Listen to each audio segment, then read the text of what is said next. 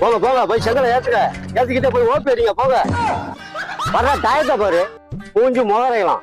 மேஸ்திரி டெய்லி லேட்டா வராங்க, அப்பெல்லாம் வயல் ஆவீங்களா, இப்ப மட்டும் ஏன் வயிறீங்க? அதுவா, அதுல தான்டா மேஸ்திரியோட மூளையா இருக்கு.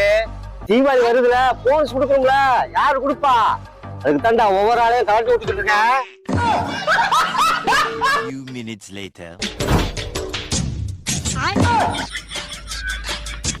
என்னமா லேட்டு?